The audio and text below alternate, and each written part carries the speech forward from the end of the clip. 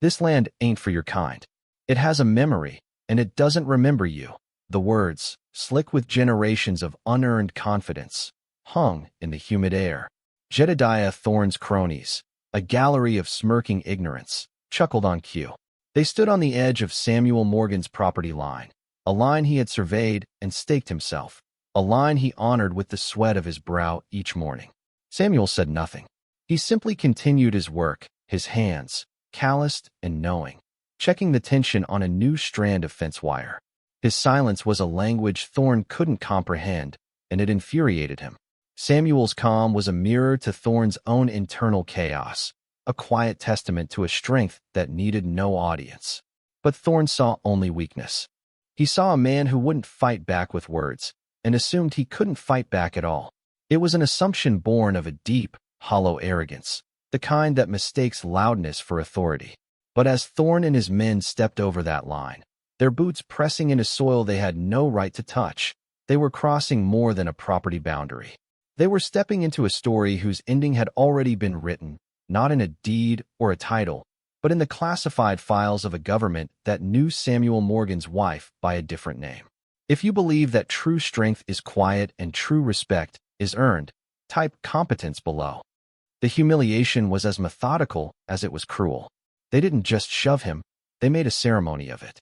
Jedediah Thorne directed his men with the smug authority of a petty tyrant, ordering them to bind Samuel to the ancient oak tree that stood sentinel in the center of his pasture. The rope was coarse, biting into the skin of a man whose only crime was the quiet dignity with which he worked his own land. Thorne leaned in close, his breath sour with malice. "See? The land itself is holding you now. It's rejecting you." Samuel's gaze remained steady. He didn't struggle. He didn't plead. He absorbed the indignity with a stoicism that was both profound and deeply unsettling to his tormentors. They mistook it for surrender. As they finished their cowardly work and stepped back to admire it, Samuel did something they didn't expect. He asked for his phone. Thinking it a final, pathetic plea, Thorne sneered and tossed it onto the ground near his feet. With a slow, deliberate movement, Samuel nudged the phone with his boot, angled it, and managed to dial a single contact with his toe. He said one word, his voice even and clear, a simple command stripped of all panic. "Signal." The line went dead. Thorne's men erupted in laughter, a harsh, braying sound that echoed across the peaceful fields. They had no idea that the word wasn't a plea for help. It was an activation, a trigger. The response did not come with sirens or flashing lights. It arrived in a cloud of dust kicked up by a plain, unassuming pickup truck, its paint faded by the sun, its suspension tested by unpaved roads. It rolled to a stop 100 yards away, and the engine cut out, plunging the scene back into a tense silence, broken only by the chirping of cicadas. A woman stepped out. She was not large or imposing. She wore jeans, work boots, and a simple t-shirt. This was Sarah. Jedediah Thorne watched her approach, a fresh wave of derision washing over him. "Well, look at this," he drawled, projecting his voice for his audience. "Did you call your little woman to come cry for you, Sam?" He and his men laughed again, but this time, the sound was thinner, edged with a nascent uncertainty. Sarah did not respond. Her eyes, calm and analytical, swept the scene in a single, fluid motion. The position of Thorne's men, the rope on her husband, the smug posture of their leader. She walked to the back of her truck, her movements economical and devoid of any wasted energy.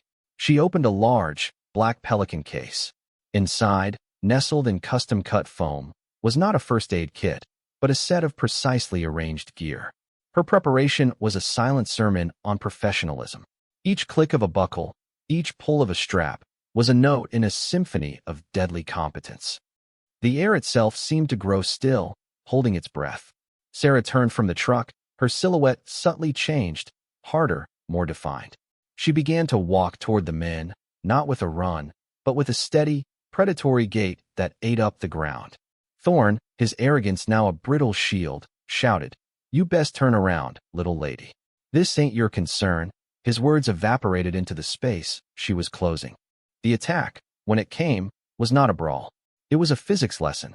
The first man, who lunged forward with a clumsy haymaker, found his arm guided past her, his momentum used against him as a single, precise strike to a pressure point in his neck sent him crumpling to the ground, conscious but immobile. The second man, reaching for a knife on his belt, was met with a fluid motion that disarmed him, locked his wrist, and put him on his knees in a single, seamless action. It was over in less than 10 seconds. Two more men, frozen in disbelief, were neutralized with the same chilling efficiency. Joint locks, nerve pinches, takedowns so clean and technical they were almost beautiful. It was the absolute, irrefutable refutation of Thorne's prejudice. He had expected tears, he got tactics. He had expected weakness. He got the pinnacle of applied skill. A profound, deafening silence fell over the field. Thorne stood alone, his mouth hanging open, his cronies scattered around him like discarded toys. Sarah stopped 10 feet from him, her breathing perfectly even, her gaze locked onto his. She hadn't said a word. Just as the tableau of shock solidified, the distant sound of a siren grew closer. Sheriff Brody's cruiser crested the hill and rolled to a careful stop. An older man with eyes that had seen the full spectrum of human folly, Brody stepped out and took in the scene with a practiced, methodical gaze. He saw Samuel Morgan, a good man, tied to a tree. He saw Jedediah Thorne, a perennial problem, standing pale and trembling. And he saw Thorne's men, incapacitated on the ground in a way that spoke not of a chaotic fight, but of a controlled, professional intervention. Then his eyes settled on Sarah. He saw her stance, a perfect center of balance. He saw the way she held herself, relaxed but ready, an image he'd seen before in a different context, a different war. A flicker of recognition sparked behind his eyes. He ignored Thorne completely, his focus entirely on the quiet woman. He walked slowly toward her, his expression shifting from curiosity to a deep, dawning respect. "Ma'am," he said, his voice low and authoritative. "Sheriff Brody. I have a feeling I should know you." He didn't wait for an answer. He turned to his deputy, who was just getting out of the car. "Harris, get on the radio. Run the plate on that truck. Tell them it's a priority inquiry. Authorization code Brody, Omega 7-inch. The deputy relayed the request, and a moment later, the radio crackled back, the dispatcher's voice hesitant. "Sheriff, that vehicle is flagged. I can't give you the registration details over an open channel. It's attached to a sealed file." Sheriff Brody nodded slowly, his suspicion confirmed. He took the radio himself. "Dispatch, I need a name confirmation. Morgan, Sarah. Cross-reference with project code name. Ghost." A beat of static-filled silence followed, so heavy it felt like a physical weight. Then, the dispatcher's voice returned, stripped of all protocol, filled only with awe. "Confirmed, Sheriff. The file is active." Brody handed the radio back to his deputy, his gaze never leaving Sarah. He then turned to face Jedediah Thorne, and his voice was like chips of granite. "You colossal fool," he said, the words landing with the force of a physical blow. To his deputy, he commanded, "Get the file summary." "Read it out." The deputy's voice, now shaky, began to recite the litany of a legend. "Name, Sarah Ghost Morgan. Unit, 1st Special Forces Operational Detachment Delta. Combat deployments, 17, classified. Specializations, hostage rescue, direct action, unconventional warfare. Medals, Distinguished Service Cross, Silver Star, multiple Bronze Stars with Valor. Status, Active Reserve, Tier 1 asset." Sheriff Brody took a step forward, stopped directly in front of Sarah, and rendered a slow, perfect salute. "Ma'am," he said, his voice thick with a respect that bordered on reverence. "On behalf of this county, I apologize." The story of that afternoon spread not like wildfire, but like a change in the weather. It seeped into the soil of the community, carried on whispers in the town diner, in the hushed conversations at the feed store, and in the stunned debriefings at the sheriff's department. The narrative became a local myth, polished with each retelling. They didn't talk about a fight, they talked about a demonstration. "She moved like smoke," one deputy would say. "Never even broke a sweat." Jedediah Thorne looked like he'd seen an actual ghost, another would add. The old oak tree, once just a feature of the landscape, was now imbued with a new meaning. It was no longer just a tree. It was a monument to the day arrogance shattered against the bedrock of quiet competence. The name Morgan's Oak started to appear on local maps, a landmark signifying the place where a profound lesson had been taught and learned. It was a symbol of the silent strength that lived unassuming among them, a reminder that the most dangerous people are often the ones who feel no need to announce it. The legend wasn't about vengeance. It was about the swift, clean, and undeniable recalibration of justice. For Jedediah Thorne, the legal consequences were secondary. The charges of assault, unlawful restraint, and trespassing were serious, but the true punishment was the evaporation of his power. His authority had been built on a foundation of bluster and inherited prejudice, and Sarah Morgan had demolished it without saying a single word. He was no longer the feared landowner. He was the fool who tied a hero's husband to a tree. The smirks that once followed him were replaced by averted eyes and knowing silence. His humiliation was absolute.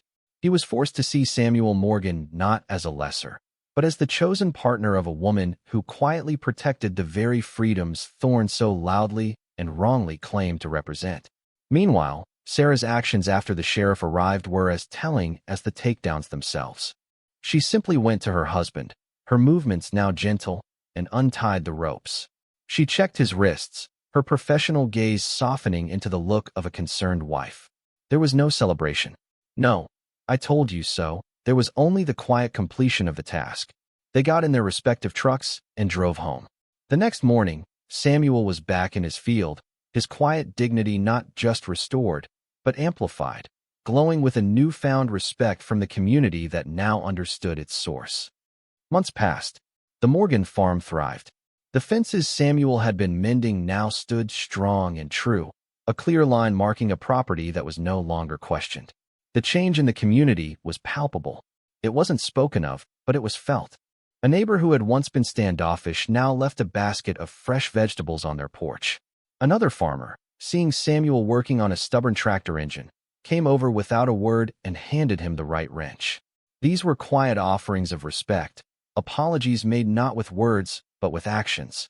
They were learning the language of the Morgans. That character is demonstrated, not declared. At the sheriff's department, Brody made the story a mandatory part of training for every new deputy.